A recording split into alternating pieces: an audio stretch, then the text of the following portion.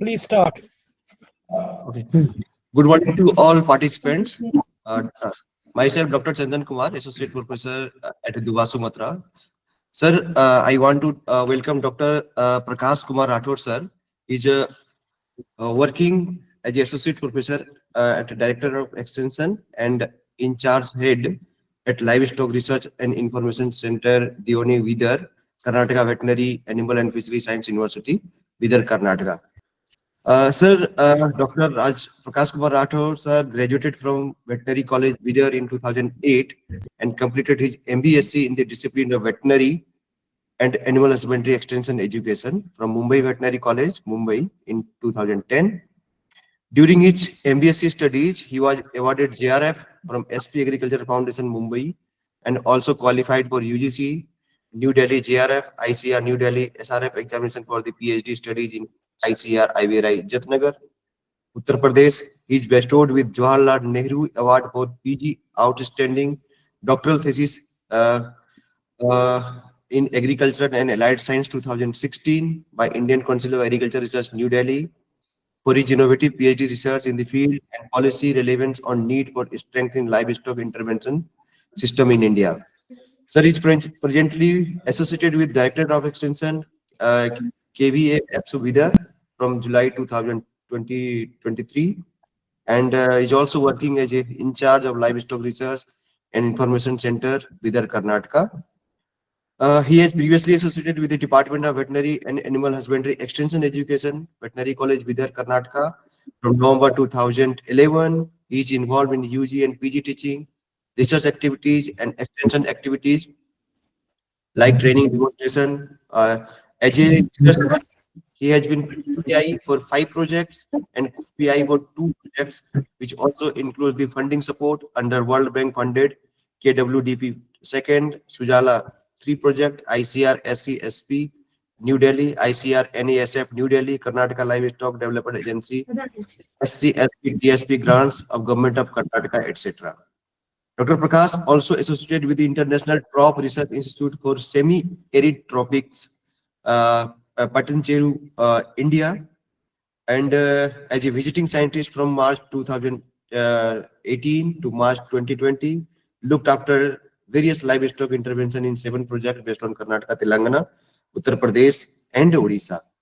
As an expert professional, he is organized, coordinated about 20 training programs and 70 trainings programs, 75 demonstrations, 10 melas, exhibitions, and he has published more than 60 research papers in high quality national international journals, apart from 30 contributions in the form of training manuals, compendium, book chapters, folders, etc. Dr. Prakash is also a member of various professional societies and reviewer of various national and international journals. In recognition of his academic and professional excellence, he is bestowed with 8 Best Paper Presentation Awards and 2 Best Poster Presentation Awards at national and international forums. Further, he has also received Young Scientist Award, Best Student Award, Ganga Singh Chauhan Memorial Award, Sustainable Agricultural Award, Excellence in Extension Award, Eminent Scientist Award, etc., by various professional societies and organizations. So, with this short biography, sir, I just want to welcome you on behalf of Duva Sumatra and NADCL, and for your kind presence and spare for time for us, sir. Sir, you can start now, sir.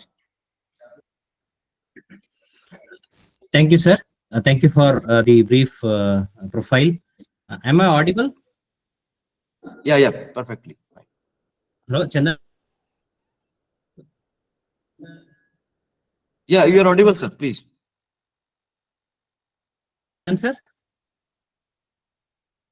Yeah, you are audible. Thank NADCL Baramulla as well as actually Duas. Yeah, I thank NADCL Baramulla and actually Duva Sumatra for giving me this opportunity. Yeah, I'm going at least. For giving me this opportunity.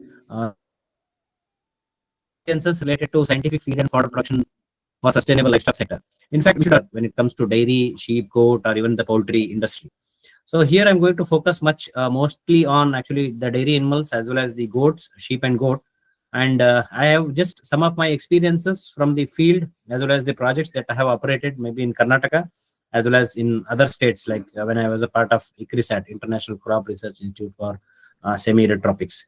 So I have taken some like the cases as well as the studies from Karnataka, the Uttar Pradesh, and some cases in Punjab and Haryana also. So mostly because I'm trying to focus on the feed and fodder because let me start with the introduction.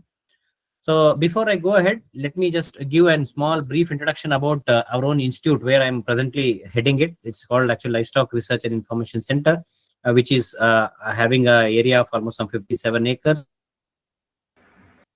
So this Devani breed is a dual purpose breed. And here I would like to say that actually we are focusing mostly on conservation and promotion of this Devani breed. So, and we are also trying to maybe sell out or even transfer the male bull cows transferred to the field conditions through semen stations as well as actually through artificial inseminations. Then we have got actually exclusive fodder areas. Then we are also involved in the utilization of all these products which are related to desi animals, that is with regards to cow urine, the farmyard manure, the vermicompost, all that. And I am also, so these are some of the activities. And now let me come back to this because I'm trying to link that because there's an institute where I'm working and where actually we have got some fodder related plots as well as fodder related research also. So now let us come to the livestock component. We all know that livestock helps us, actually is a major contributor in terms of milk, meat, egg, skin, wool, and employment and all other sources. Then we should understand that even animal husbandry and fisheries, they are actually the major contributors for doubling farmers' income, because we know that our honorable Prime Minister's dream of having a doubling farmers' income is working out successfully. And we should understand that with the livestock support it is possible, and it is very difficult actually without the livestock support or without the fishery sector. So let us, and moving ahead, because I have trying to take one or two slides from the extension scenario in India, because whatever we talk at the end actually comes is the issue of extension situation or extension strategies, because we feel that extension is very poor in Indian scenario. Although I belong to the extension community or maybe the extension profession, we will also understand that there's a need to improve our extension scenario in India, because we need to take it very seriously, because the extension in India has become sporadic, it's very casual, and it is very occasional. Okay. And in that context, we need to focus more on extension activities, and there are many other constraints like budget, the human resources, the infrastructure, and we need to see how to go ahead, because I'm trying to link this extension with the feed and fodder components, which is very essential for us. And this is another important thing, because we conducted a study myself with Dr. Mahesh Chandar, who is actually an IVRI, who is actually a principal scientist at IVRI. We did a study actually covering all the states of India and all the Union territories in India. So we could see that actually there is major focus on healthcare and breeding interventions. And next is actually we also need to understand that feed and fodder management was not much focused, but there is a need to understand this, and we need to work.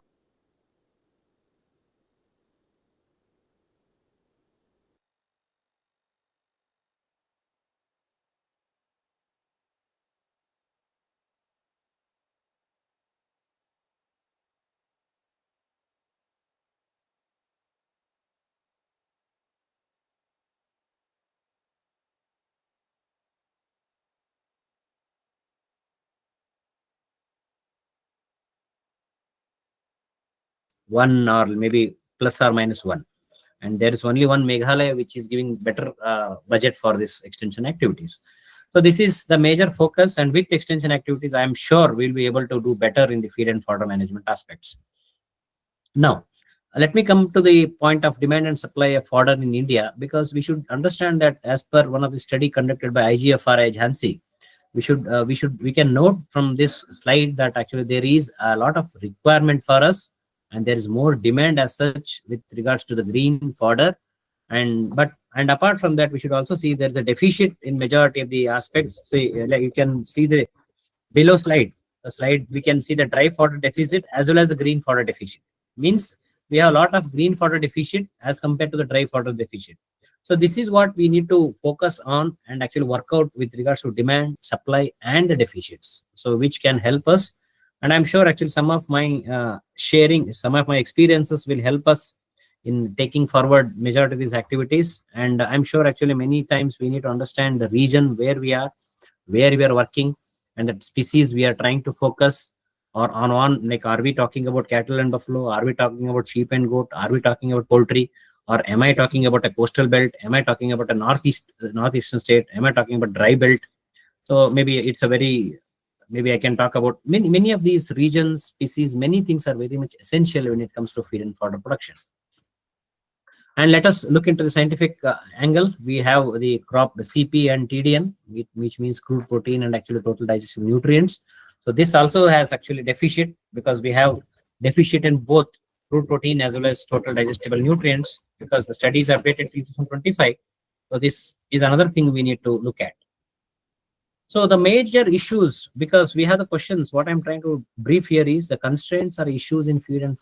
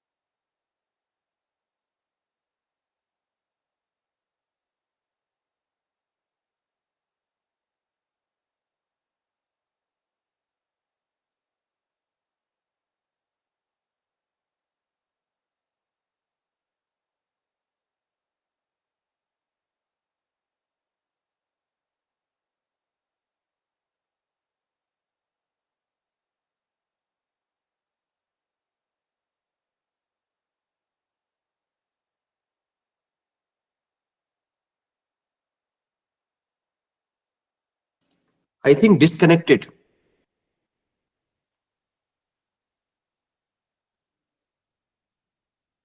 Anybody can tell me presentation is visible? If it is disconnected, you may ask to the host, no? No, not actually. The presentation is not visible, not Okay. audible. Okay. Let me call him. Actually, maybe disconnection from their You side. may connect with the host as well as with the expert.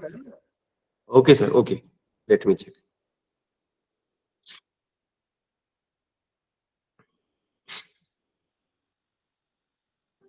Dr. Prakash has left the meeting, basically, he has been disconnected. Okay.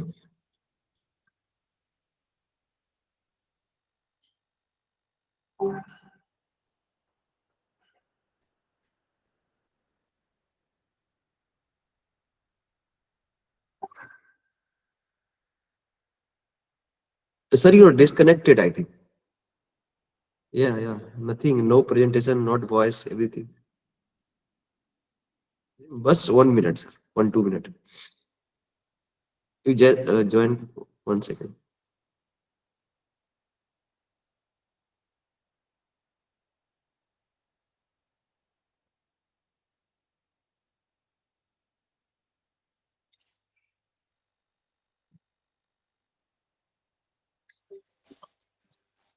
Hello. Sir, can you hear now? No, Yes, he's sir. Now we can hear you. Can you share your screen again? Okay. नहीं कितना time हुआ ये? Hello sir. Yes, sir, Dr. Pratik. 2 minutes, 2 to 3 minutes, sir. 2 to 3 minutes. Is it visible now? Yeah, yeah. Yes. But starting से था वो. Yeah, can you go to the slideshow? Perfect. No, starting से था वो, actually बीच में कहीं cut गया वो. बीच में कट गया डॉक्टर साहब, थोड़ा पीछे आप जाइए. This is done. No, before.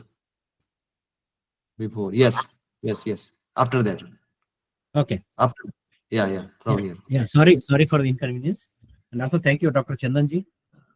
Okay. And Okay, doctor. this was actually the point I was trying to mention, because we need to understand that majority of the studies that we conducted in all states of India, as well as actually all the union territories, we found that there's a focus on healthcare and breeding interventions with regard to the dairy sector or with regards to livestock sector. We are not focusing much on feed and fodder management, and that is the need of the hour. And there's another thing which we try to focus that is called as having exclusive budget for extension activities. So that is nothing but I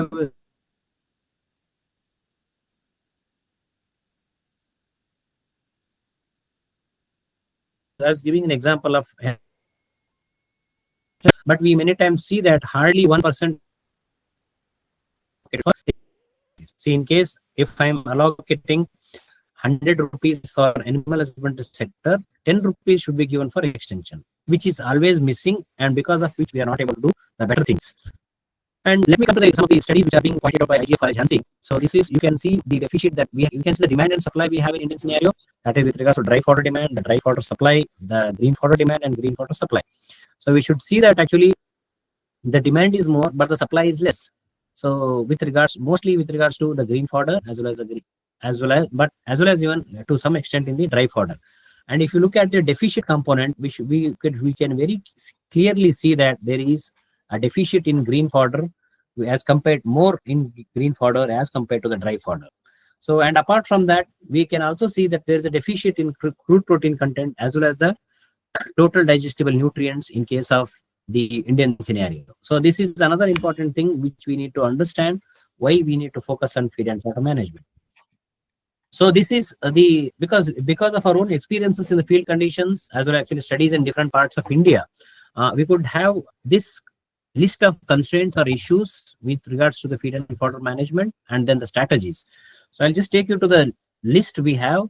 And we have got actually untimely or irregular supply of seeds, lack of knowledge, no immediate benefits, poor accessibility of inputs, scarcity of water, lack of land and labor. Preference is always for agriculture crops as compared to fodder, and suitability with regards to region, the species, the palatability. So the list goes on, because what I'm try to tell is we need to understand actually where we are working, with which species we are trying to work. So depending on that, our constraints will vary, depending on that, our issues will vary, and depending on that, our strategies also will vary. Because I have seen different parts of Karnataka as well as even Uttar Pradesh also, where I worked in actual Bundelkhand region of Uttar Pradesh, which is considered as a very dry belt. And we could see that actually farmers are totally not aware about fodder production. And we have got some experiences of working there, and we could do some better things in that particular area, which I'll be sharing after some time. So next we have is the strategies for feed and fodder management. So the cost-effective concentrated supplementary feed preparations, the silage, enrichment of dry fodder, establishment of community grazing, chaffing of fodder, area-specific mineral mixture, capacity building. So these are some of the important strategies that we can look for feed and fodder management, because we need to focus on actually the good markets, even in fact for the feed and fodder, even good market for fodder seeds, good market for green fodder. All those are very essential when it comes to feed and fodder management in livestock sector. So I was just talking about good practices, which means that these are some of the ways that we try to address the issues in the field conditions. Because my presentation is based on my own experiences in different parts of India, as well as some studies from different organizations, which I have taken personally from them. So what I feel is I have followed these different methods, and these methods may or may not suit you, because it depends on your region, your species, as you are working in coastal belt, you are working in hilly areas, you are working in northeast areas. So whatever it is, but you need to develop your own strategies in order to go ahead in this. And I'm just trying to give few of our own experiences, because this one project we had is actually Karnataka Watershed Development Project, which was funded by World Bank through government of Karnataka. So this project had actually different partners. We have actually Animal Husbandry Department, Agriculture, Forestry, we have Horticulture, we have got Watershed, we have got ICR. So which are basically working on that. And we were part of that because our university was part of that. And we were looking after livestock activities. And I was looking after actually one district, that is Bidar district of Karnataka, where I'm presently working. And then we have got actually the study location. The study location, what I'm trying to tell is, because this is Bidar district, we identified two talukas in Bidar district. In the same way, actually, this project was also implemented in 11 different districts of Karnataka. In fact, I was looking after one district, but we had actually 11 districts totally in the study. And we prepared a report based on all these studies.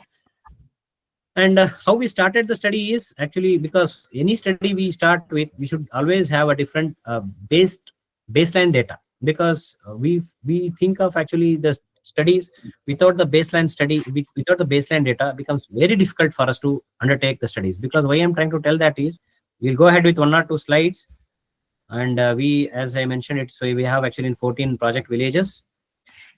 I'm just going to give our own experiences with regards to the baseline data also, because we try to understand what is the population we have, because we saw that there is more desi cow and buffalo system.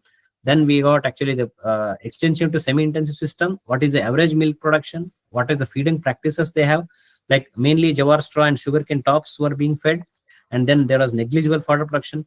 Why I'm trying to tell this is, any area you start working, this is most essential, because this baseline data will help us in developing our future strategies.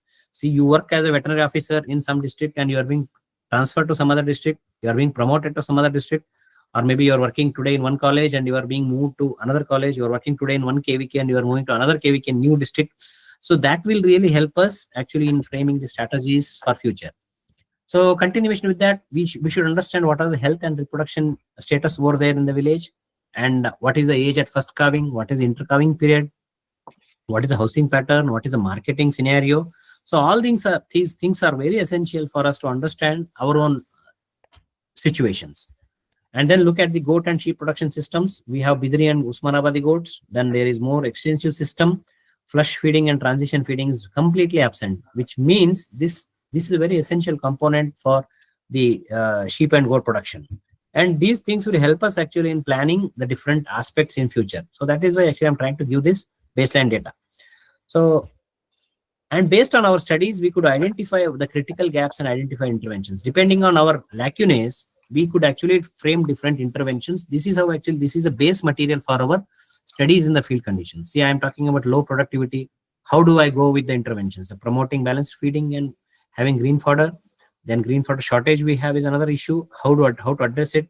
Fodder wastage, how to address this? We have got many other gaps which are being addressed in a technical way, in a scientific way.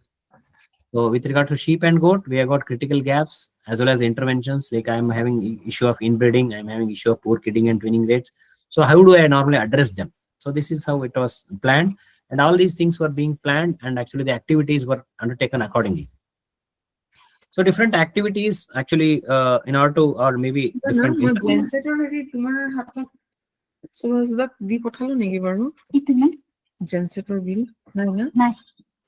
Hello. Yeah. So these are actually some of the activities that we planned. See, one is we should understand what is the utilization of feed and fodder, because we need to understand that farmer should go for green fodder, dry fodder, and the concentrated feed. Because we see many of the times the farmers are not aware about these scientific practices. See, in the rainy season, I have more green fodder, I go with green fodder.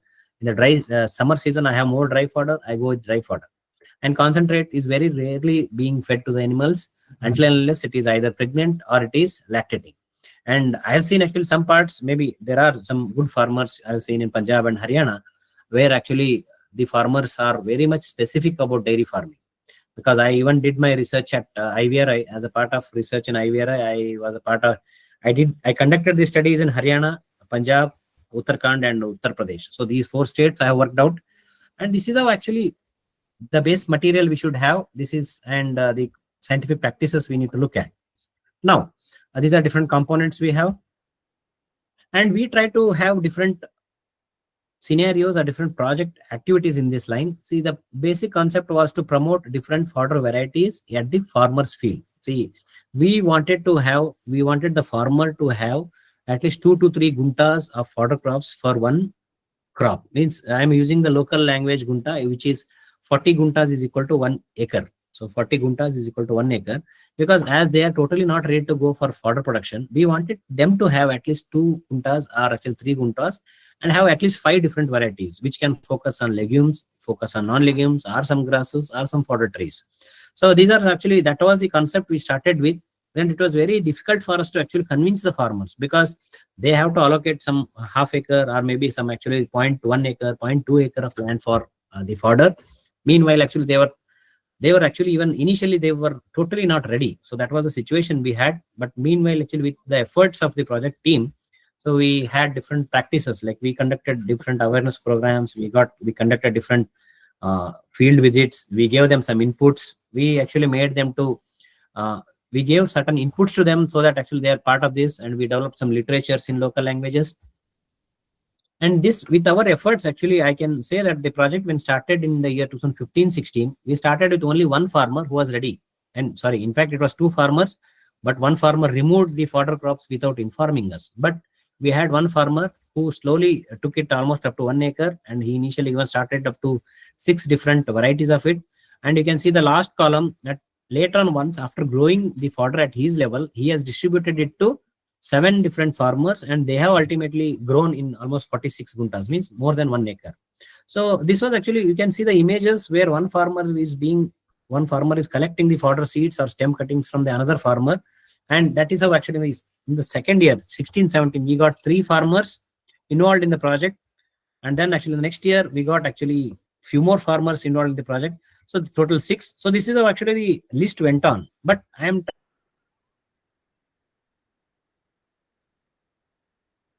trying to give another negative part of it, the limitation of the project. When actually, I'll slide, but let us see the benefits of it. We could see that actually the farmers got better milk yield, even the good fat and SNF content, and we could see that there was more economic returns for the farmers with regards to. And we saw that actually the Harvard hybrid Napier DHN6 and Sesbania grandiflora were more liked by the people, and actually they were highly promoted in the region. And even some farmers went for silage making.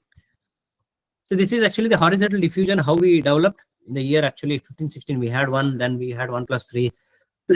We had 1 plus 3 plus 6, then plus 11. And meanwhile, actually, once I reached this stage, actually, I'm also sorry to say that actually I moved to ICRISAT, and the energy actually with which our project was working came down, and the project was transferred to some other expert, and actually we could not maintain the data, and we had some issues with that. So this is actually, why I'm trying to tell this is, we tried, the government or private organizations try to promote farmers using the projects. So when the projects are closed, we need to make it sustainable, because the farmer should be ready to become independent, and they should not depend on government in the next stages. So this is the problem actually we faced. But for the 4 years, actually, we had a very good response, very good data. With this, actually, we also saw good number of farmers got actually the publicity, they got social recognition, they got even financial recognition. They were being awarded for different aspects, and in the newspapers also they got actually good names for that matter. So now that was related to the green fodder production. Now I'm moving to the next component, that is called as dry fodder enrichment, because many of us know this component. We have got actually 2 different methods of working it. So this is actually the urea ammoniation method, and another is urea treatment method. And I see actually the case of, if we take the case of Haryana, Punjab, because we have got stubble burning, which is a major issue. And in the same case, actually we have got actually the sugarcane trash burning, because you can see the images. Once the sugarcane is ready, and when it is being shifted to the factory, or actually the sugar factory, normally the farmers, what they will do is they will pile up all this dry material, it's called as trash, and they will burn it. In fact, actually that is having different negative aspects also. But again, we try to encourage the farmers, we try to educate them, and we tried to use this as the better feeding material. So you can see actually how it was done. I'll just brief you also. So there are two methods. In one method, we use actually 4 kg of urea in 40 to 45 liters of water, and 100 kg of straw is being used, and which is kept for 21 days under anaerobic conditions. In another method, we use 2% of urea with 20 to 25% of moisture level, and it is being fed to the animals instantly. So this is a very simple method, and most of us actually working in livestock sector or veterinary field will know this method. But there are doubts from the farmers whether it is toxic or not, how much quantity to be fed, because they feel that urea is actually toxic to animals. All these things are there, which we need to educate them properly. See, we can see the crude protein content.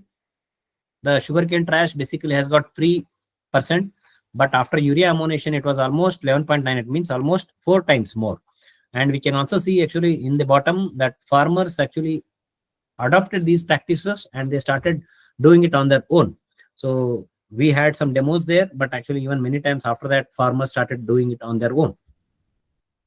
And I'm just trying to give a simple calculation when it comes to the income expenditure statement, because expenses for trash as feed is nil, and we have got some labor charges, some manual chaffing, actually even the urea charges, water, and some sheets and all, if you are interested. So hardly we'll be spending around 8,000 to 10,000 rupees as the expenditure. But we can also see that normally, because I have put it the calculation for 2016-17, and we could see that if you put 5 rupees per 1 kg of the dry fodder, okay, it goes to 10 for 10 tons. It is going to be around 50,000 rupees, which means that we are earning from using of this trash. In fact, we see that in this part of Karnataka, actually the farmers are purchasing dry fodder as well as green fodder in the summer season. So at least we could avoid that, and we could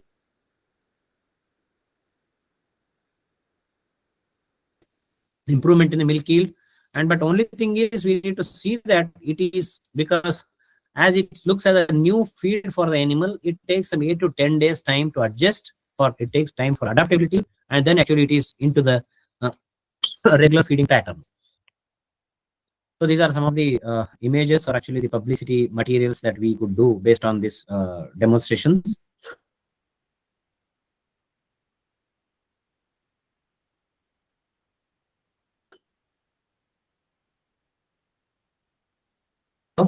Theories on all this, I'm not focusing much on the theories. I'm just trying to give our own experiences in this aspect. So we know that silage is basically used in the lean season, because I say if I got good green fodder today, I would like to keep it stored, and that is why actually I normally call it as ensiling. Then we should understand that today it has become a passion, and many times today it has become where people are not able to understand why to undertake silage, or actually even we see many times the government is able to not government is not able to identify actually the right farmers for giving the silo bags or actually the silage facilities, because we see actually the farmers are not able to grow green fodder, but still they are getting silage bags. And many times this is what is the problem we face in the government system. So the silage makes as an alternative, it makes an alternative for your routine feeding practices. And we should understand that actually we can have around 5 kg green fodder in the almost 1 cubic meter pit, because it can be done either in the bags. Nowadays we have got 100 kg bag, 200 kg bag, 500 kg bag, like that, and or else you can also do it in the pits. So we have got different methods of pits, so different types of pits also. And the major crops that we can use is the thick stemmed crops like sorghum, maize, bajra, which are at the flowering stages. So we should see that these types of crops are being used and silage is being done. The basic difference between the silage making is we are using the green fodder here, and in the dry fodder enrichment we are using the dry fodder, which is going to be a good source of fodder for us. And apart from that, when we started promoting it, we actually conducted different demonstrations for the farmers. You can see different methods of it. People started using it in the water containers, what's called the plastic barrels, what we say, and then they prepared these bigger materials, the bales, basically for silage making, and actually they started selling it. So this is how actually the farmers actually got interested into this, and they had green fodder to the higher extent, and then ultimately it helped them actually for selling also, as well as the income generation. So this is one company, because I'm just putting it here because with the silage industry, this is actually growing high. We have got Cornish Silage, which is based in Hyderabad. So why I'm trying to tell this is, this company has got tie-ups with different farmers. They will give good quality seeds to the farmers, the fodder seeds to the farmers. The farmers will grow green fodder, and once the green fodder is ready for harvesting, all these vehicles will come into your field, the farmer's field. They come with trucks, they come with chaff cutters, they come with baling machines. What I'm trying to tell is, this is how actually silage is growing as an entrepreneurship model. And this company is able to sell it across the Asian countries, in fact, not only India, but even the Asian countries like Sri Lanka and Bangladesh. So this is a business that we can develop out of this silage.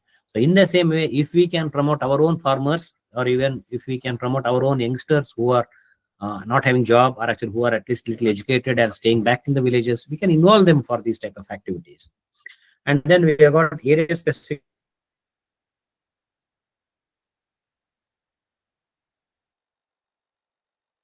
mineral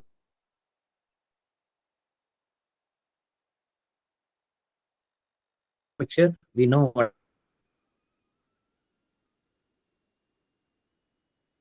actually the cooperative sector has developed region-based actual mineral mixtures. So that is very essential, because what is required for my region, I can do it. And actually in the same way, actually you can also look at your area-specific mineral mixtures. That is very essential. And fodder chaffing is another area where actually it's a very simple area, because when you look at the presentation, it looks very simple.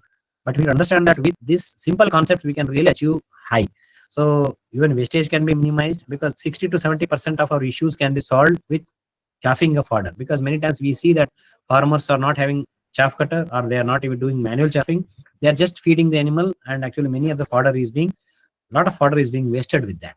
And that is why this is a very basic fundamental concept. And next we have is actually the tree fodder cultivation, which is again a part of our own project. So we try to encourage a tree fodder cultivation in the form of sesbania, in the form of actually subabul and all. But sesbania was well liked by the farmers, because it is a very good fodder for dairy animals as well as sheep and goat. And it normally grows up to height of almost 10 to 12 feet. But once in the first harvesting, actually we can go up to 6 to 7 months. And later on, actually, once it is being grown, you can keep on chaffing and feeding it to the animals. So it is, we can keep it for almost 7-8 years. So it's almost actually multiple years that you can maintain. And that is the major advantage of this sesbania. So these are the different crops we have, because you can also see Grisidia, you can also see drumstick, you can also see subabul, which are being used as the fodder crops. So, and apart from that, these are locally available unconventional feed sources which can be used. We have got spineless cactus, banana stem, sunflower heads. So in fact, you cannot go for whole feeding, but this is going to be only a supplementary feeding for the animals. So these are some of the literatures that we could publish as a part of our studies. So which are very much essential, which are very much related to our feed and fodder production. So another study I could undertake with regards to spent malt feeding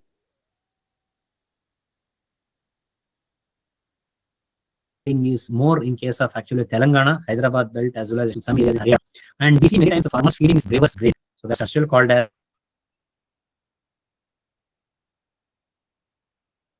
spent malt, because it is good in with regards to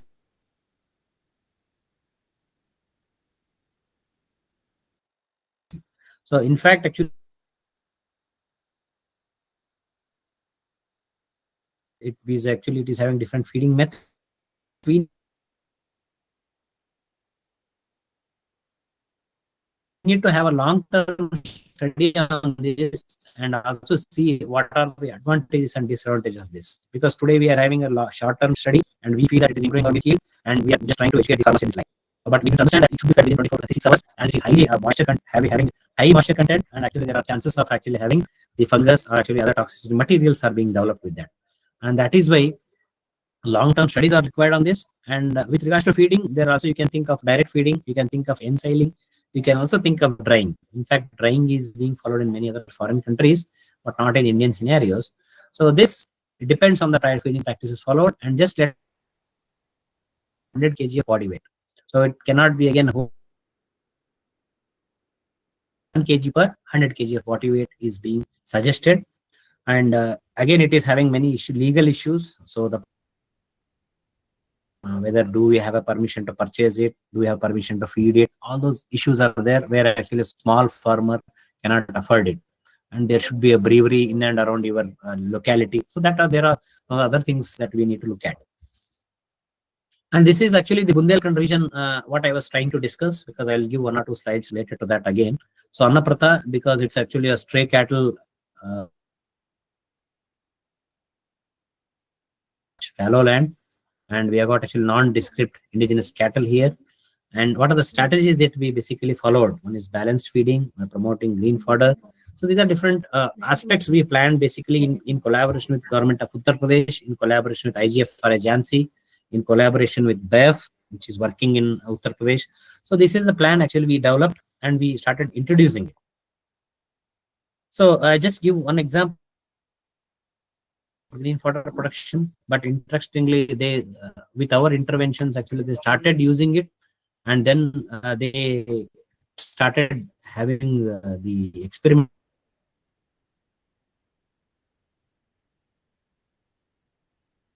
with that, and they started selling it. They started generating income out of this fodder, because you can see actually that the interest increased, and they started even going for their animals as well as they started selling it, and it was being covered in the newspaper also over there in Uttar Pradesh.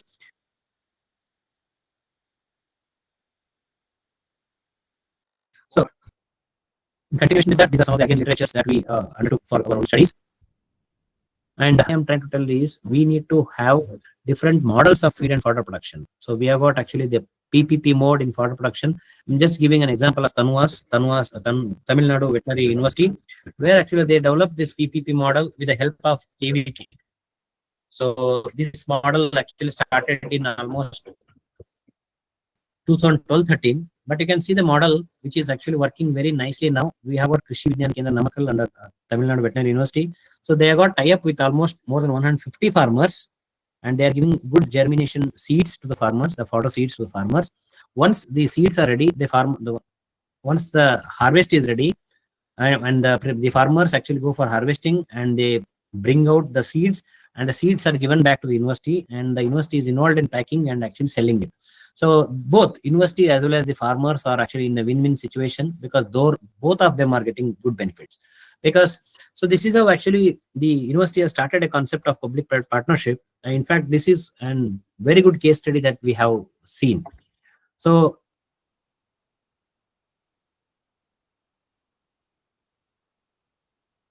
along with that, actually, this is another case of actually Maharashtra, where we had in the other fodder varieties. So he initially started with the case of actually 26 different fodder varieties, because it is near to Nagpur, and this is actually in Wardha.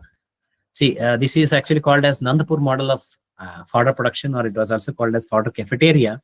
So 14 they started, 15, 16. So they slowly actually started it, and in the year 16 they sold it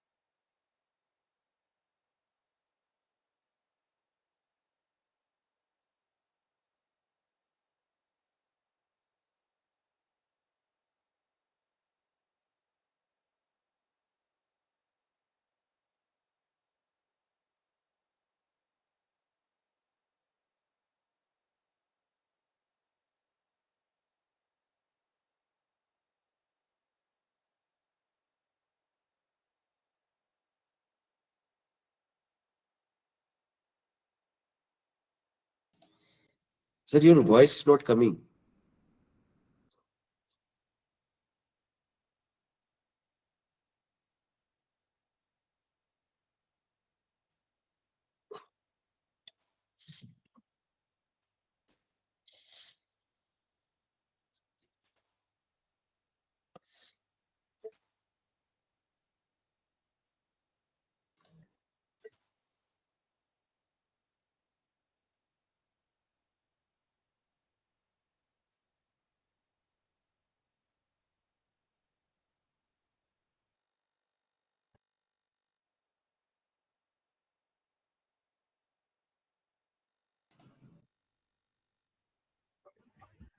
Yeah, Uh, disconnected, sir.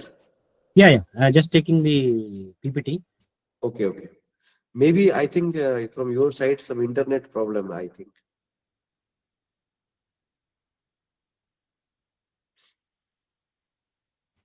नहीं, but कितना time हुआ? बस 2 minute sir, ज्यादा नहीं हुआ. Sometime voice is breaking, sometime that. नहीं, means I just need to know how many slides you have missed, sir. 1, 2, 3, something like 3. that. 1 minute. Yes, yeah. In this slide only you have. Hello. Yeah. In this What slide, from can- this slide you can This is over. proceed, sir. This is over. Okay. So this is actually I was just interested to tell that even an individual person without the support of. Yeah, thank you. So I just want to tell you that with the individual also actually many things can be done without the support from the government, because he is the person actually who started this exercise, and actually he started actually growing some fodder for the benefit of farming community, and later on actually started to create interest among the farmers. And then we have got concept of actually acacia lopping. This is actually the based on the studies by some NGOs. And hydroponic fodder, we need to know what are the economic models and steel structures. It depends on how many animals I got. It depends on how much budget I have got, whether can I go, and depends on the land, how much I have got. So these are some of the advantages and disadvantages we have with regards to hydroponic fodder. And then we have got azola. Azola actually is very good with regards to protein content as well as water content. But the most important thing we need to is it cannot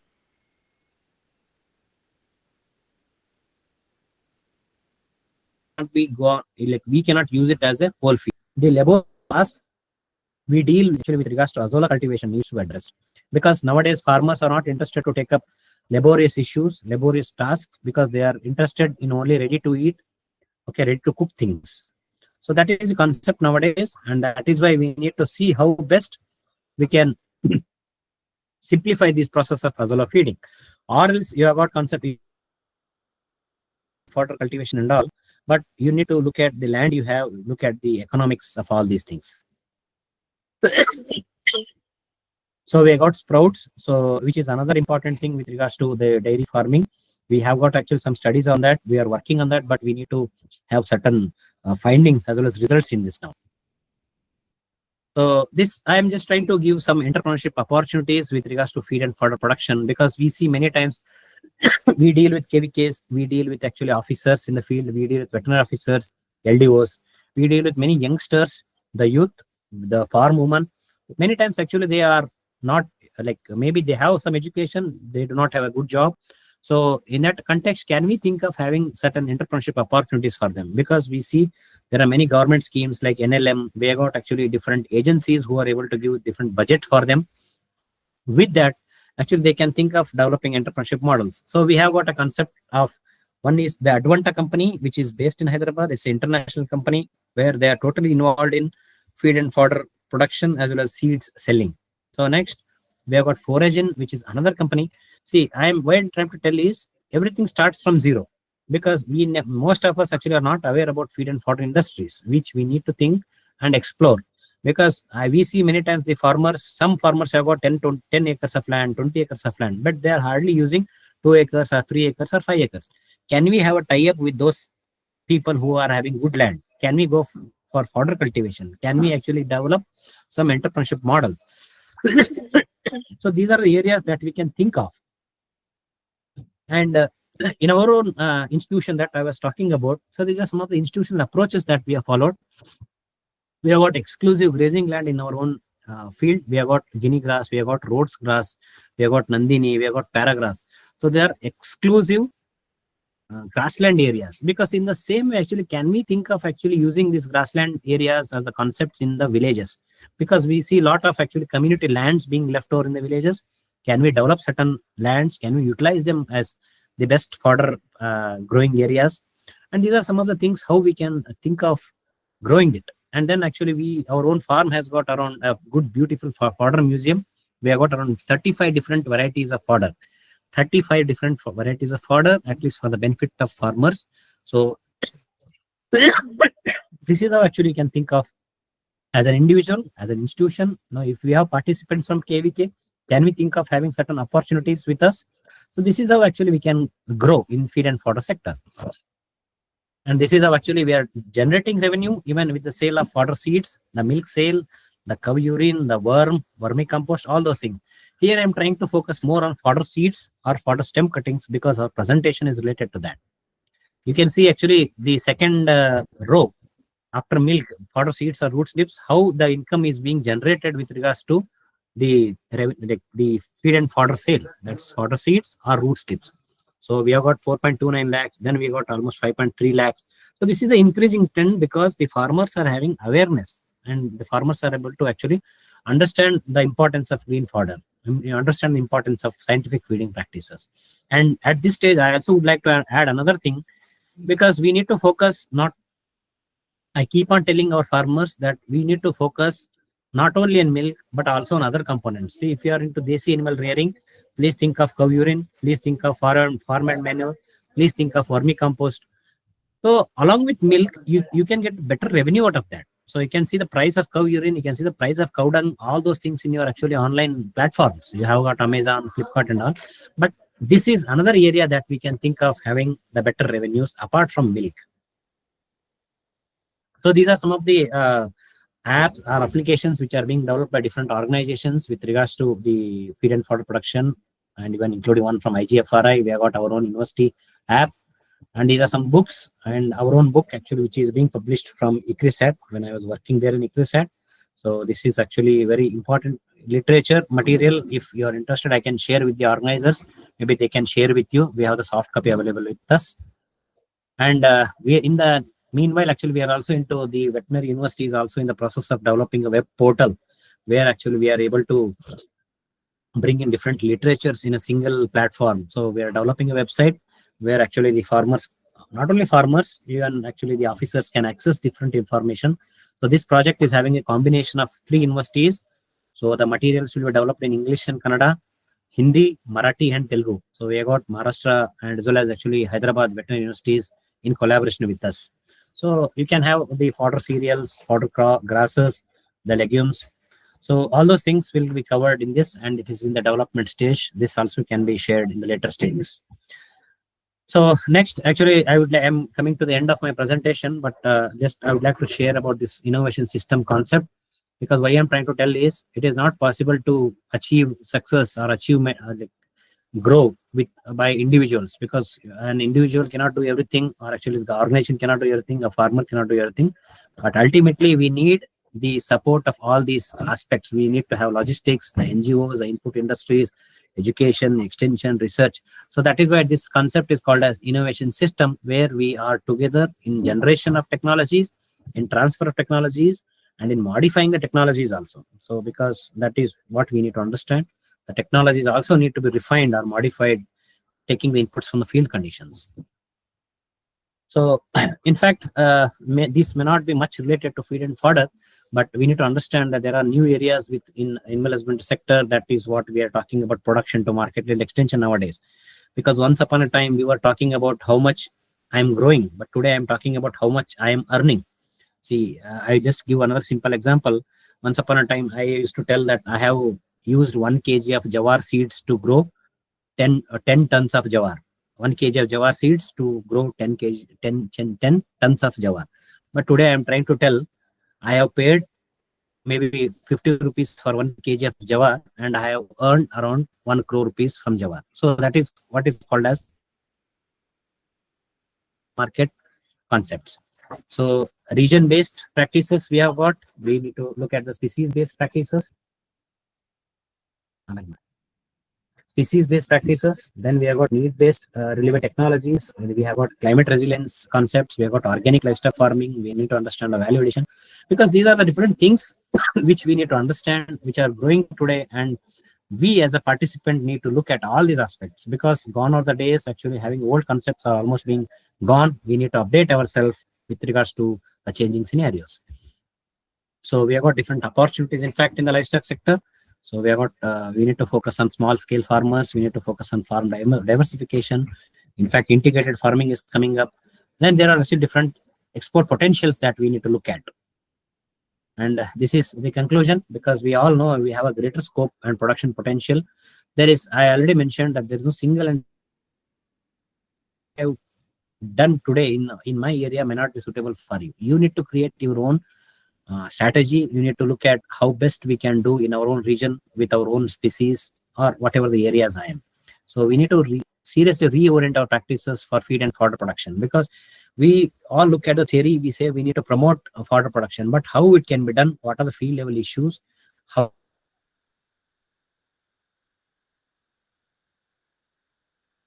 it can be undertaken in the larger, different concepts which can be more suitable or which can be used in the feed and fodder concepts. Not only feed and fodder, even in fact in the agriculture as well as the animal husbandry sector. So that is from my side. So let me know if there are any questions. Thank you, Dr. Chandranji. Thank you very much. So let us take if there are any queries. So Thank this you, is from Doctor. campus of Now, ICRISAT in Hyderabad. And this is IVRI, where I did my PhD. Thank you. I acknowledge all this to these. Thank you, sir. Thank you. If any questions from participant, you can ask.